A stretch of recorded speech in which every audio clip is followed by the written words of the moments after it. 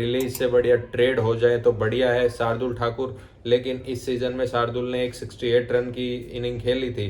Strike rate उनका जबरदस्त है, 160 के अराउंड उनका स्ट्राइक रेट है। इज सच ए ब्लॉकबस्टर है। अब दो ऑप्शन है आपके पास। दो ऑप्शन वो क्या है कि एक तो या आप उनको इन कैश डील करो, मतलब कि 10.75 सीआर अगर आपके पास पर्स है तो वो उनको दे दीजिए। शार्दुल ठाकुर और हर्षल पटेल का ट्रेड हो सकता है या नहीं हो सकता, सेम प्राइस में है। 10.75 सीआर शार्दुल के, 10.75 सीआर हर्षल पटेल के। दोनों का पिछला सीजन अच्छा नहीं गया। दोनों ऑक्शन में जा सकते हैं क्योंकि रॉयल चैलेंजर्स बैंगलोर भी उनको रिलीज कर सकती है और केकेआर नाइट राइडर्स जो है वो भी शार्दुल ठाकुर को रिलीज कर सकती है। अब बात यह है कि क्या रॉयल चैलेंजर्स बैंगलोर जो है वो शार्दुल ठाकुर को अप्रोच कर रही है, केकेआर मैनेजमेंट को अप्रोच कर रही है फॉर ट्रेड। जी हाँ, बिल्कुल अप्रोच किए गए हैं। और केकेआर भी ये चाहती है कि हम उनको ऑक्शन में ना डाल के और ये पूरा पर्स जो है वो ऑल इन कैश डील कर ले या फिर कोई प्लेयर ट्रेड कर ले। हर्षल नहीं तो कोई प्लेयर ट्रेड करके और वो कैश अमाउंट ले ले। खैर ये मुमकिन अभी नहीं है क्योंकि रॉयल चैलेंजर्स बैंगलोर के पास जो पर्स अभी रिमेनिंग है वो 1.25 सीआर है। शार्दुल ठाकुर पे अगर मैं बात करूं तो शार्दुल ठाकुर के पिछले सीजन की अगर रिकॉर्ड्स की बात करूं तो 7 मैच में महज उनकी 11 विकेट थी। पूरे मैचेस भी नहीं उनको खेलने को मिले। मेगा ऑक्शन में दिल्ली कैपिटल्स ने उनको खरीदा था। ट्रेड होके पहुंचे थे कोलकाता नाइट राइडर्स। अगले ऑक्शन में अगर वो ट्रेड हो जाते हैं तो पहले ऐसे खिलाड़ी बनेंगे जो 2 कंटिन्यू सीजन में ट्रेड हुए हैं। रॉयल चैलेंजर्स बैंगलोर चाहेगा और ऐसा प्लेयर सूटेबल भी है रॉयल चैलेंजर्स बैंगलोर के लिए, क्योंकि चिन्ना स्वामी पे खेलना है आपको तो फास्ट बॉलिंग ऑलराउंडर की बहुत सख्त आवश्यकता है। और अभी हर्षल पटेल उस पीक फॉर्म में नहीं है जो वो 2021-22 उस समय पे थे। 20 लाख के हर्षल पटेल हमें मिले थे, फिर उसके बाद हमने मेगा ऑक्शन में उनको छोड़ा था और 10.75 सीआर में उनको खरीदा था। इस ऑक्शन में जहाँ तक की खबरें आ रही हैं कि हर्षल पटेल जो है वो रिलीज हो सकते हैं। अब रिलीज से बढ़िया ट्रेड हो जाए तो बढ़िया है शार्दुल ठाकुर। लेकिन इस सीजन में शार्दुल ने एक 68 रन की इनिंग खेली थी। स्ट्राइक रेट उनका जबरदस्त है, 160 के अराउंड उनका स्ट्राइक रेट है। इज सच ए ब्लॉकबस्टर है। So hello and welcome to RCBians official. आज हम बात करेंगे शार्दुल ठाकुर का ट्रेड ऑप्शन हो सकता है क्या रॉयल चैलेंजर्स बैंगलोर में, because both the players are in same bracket 10.75 CR. तो बिल्कुल मतलब चांसेस काफ़ी हाई हैं कि उनका ट्रेड हो सकता है और अगर हो जाए तो ये बढ़िया है। लेकिन एक जो बात पूछी जाएगी कि क्या ये चाह रहा है कि उनको ऑक्शन में डाल दिया जाए। अगर ऑक्शन में जाते हैं तो प्लेयर को अब 10.75 सीआर मिलेंगे या नहीं मिलेंगे, वो एक बहुत बड़ा सवाल या निशान है। क्योंकि ये मेगा ऑक्शन में उस समय हमने देखा था प्रसिद्ध कृष्णा को भी जो है 9 सीआर के आसपास मिला था, 10.75 इनको मिला था, 10.75 हर्षल को मिला था, दीपक चहर को भी 14-15 करोड़ मिले थे। तो वहां पे इनकी डिमांड थी। अब डिमांड एंड सप्लाई कितनी है? देखो सप्लाई तो फिर से कम है। आप हर्षल को मार्केट में डालोगे, आप शार्दुल को मार्केट में डालोगे, फिर उसके बाद आपके जोश हेजलवुड भी जो है वो छोड़ के जा रहे हैं। तो एक ऐसा स्लॉट तो है रॉयल चैलेंजर्स बैंगलोर के पास। तो क्या वो शार्दुल ठाकुर के पीछे जाएंगे? बिल्कुल जा सकते हैं शार्दुल ठाकुर। और एक देखो बैटिंग जो है, रॉयल चैलेंजर्स बैंगलोर को एक ऐसा फिनिशर भी चाहिए। देखो अभी वर्ल्ड कप और एशिया कप की टीम में भी और पहले जो वर्ल्ड कप हुए उनकी टीम में भी Shardul Thakur as a reserve player जरूर गए हैं।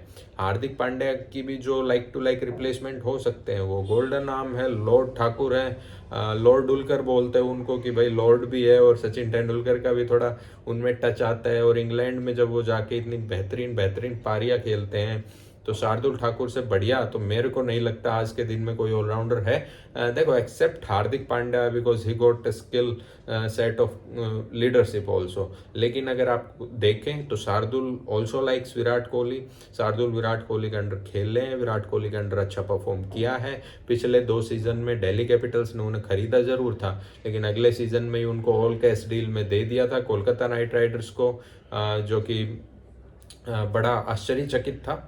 लेकिन इस बार कोलकाता नाइट राइडर्स ने उनको पूरे मैचेस नहीं खिलाए थे, उनको आधे ही मैचेस खिलाए थे। अब वो ड्रॉप हो सकते हैं, ड्रॉप इन द सेंस कि वो ऑक्शन में जा सकते हैं। ऑक्शन में अब उनको 10.75 सीआर मिलेंगे या नहीं मिलेंगे, इससे बढ़िया ऑप्शन ये है कि रॉयल चैलेंजर्स बैंगलोर उनसे ट्रेड कर ले। अब 2 ऑप्शन है आपके पास दो ऑप्शन वो क्या है कि एक तो या आप उनको इन कैश डील करो, मतलब कि 10.75 सीआर अगर आपके पास पर्स है तो वो उनको दे दीजिए, या फिर प्लेयर्स की ट्रेड करो और फिर जैसे आपके पास 1.25 सीआर पर्स है, 5 सीआर का पर्स और बढ़ेगा, बिल्कुल जी बिल्कुल बढ़ेगा वो तो 5 सीआर का इस ऑक्शन से पहले, तो आप उसको मैनेज करो किसी तरह, या किसी प्लेयर को ट्रेड कर लो, 2-3 प्लेयर को ट्रेड कर लो, क्योंकि आपके पास अनुज रावत है वो भी 3.5 करोड़ के आसपास है, फिर आपके पास दिनेश कार्तिक है वो भी 5.5 सीआर है, तो इन दोनों को भेज के और जो लिमिटेड अमाउंट बाकी है उसको आप दे दो उनको, और फिर आप हर्षल पटेल को रिलीज कर दो, तो ये दूसरा ऑप्शन है। तो मेरे हिसाब से जो दूसरा ऑप्शन है वो ज़्यादा सूटेबल है कि किसी ने दो प्लेयर को, और अनुज रावत को आप रिलीज ही कर रहे हो, उससे बढ़िया शार्दुल के साथ अगर आप ट्रेड करते हो, क्योंकि देखो 10.75 सीआर में शार्दुल नहीं रहने वाले कोलकाता नाइट राइडर्स के साथ, क्योंकि कोलकाता नाइट राइडर्स को भी पिछले सीजन में बिल्कुल नीचे फिनिश किया था, तो इस बार उनको भी नई टीम बनानी है और मौके पे चौका मारना पड़ेगा। मैनेजमेंट नहीं आई है, एंडी फ्लोवर को ऐसे प्लेयर पसंद भी हैं जो बैटिंग भी करें और बॉलिंग भी करें, और गोल्डन आर्म तो है ही शार्दुल ठाकुर की, तो no doubt Shardul Thakur is gonna be like demanding option in auction, जो अगला आईपीएल 2024 का मिनी ऑक्शन होने वाला है उससे पहले ही रॉयल चैलेंजर्स बेंगलोर को कुछ ऐसे स्टेप्स लेने पड़ेंगे जिससे वो शार्दुल ठाकुर को ग्रैब कर ले। अब मैं इसलिए आप लोगों को बताने आया था क्योंकि 10.75 सीआर के आपके पास हर्षल पटेल भी थे और 10.75 के वो हैं, और 10.75 सीआर का जो एक टैग रहता है वो प्लेयर कभी भी आईपीएल में अच्छा परफॉर्म नहीं किया है। हमने देखा कि ऑक्शन से पहले, मतलब आईपीएल 2022 से पहले 21 का सीजन हर्षल पटेल का ब्रेक थ्रू सीजन रहा था, 22 का भी ठीक ठाक सीजन रहा था, उसके बाद सैडली उनकी सिस्टर का डिमाइस हो गया था और फिर उसके बाद सैडली उनका फॉर्म वापस नहीं आ पाया, लेकिन शार्दुल ठाकुर बेंचमार्क सेट करते जा रहे हैं, और इस बार लेकिन जो है उनको रिलीज करेगा केकेआर, तो रिलीज से पहले ही आप दो प्लेयर उनके साथ ट्रेड कर लीजिए, और केकेआर डीके पहले खेले भी हैं केकेआर में, अनुज रावत को भी एक विकेट कीपर, और वहाँ पे भी शील्डन जैक्सन का भी विकेट कीपिंग करते नजर आते हैं आपको, तो आप अनुज रावत को भी वहाँ पे भेज सकते हैं। यहाँ पे आप फिर ऑप्शन में जाएंगे तो हेजलवुड का पर्स आपके पास रहेगा, हर्षल पटेल का पर्स आपके पास रहेगा, तो एक विकेट कीपर ऑप्शन जो है वो आप चुन सकते हैं, जो रिद्धिमान शाह में भी मिल सकता है, और जैसा हमने बताया कि ट्रेड में पृथ्वी शॉ, मयंक अग्रवाल, इनको भी जो है मद्देनजर में रख रहा है रॉयल चैलेंजर्स बेंगलोर का मैनेजमेंट।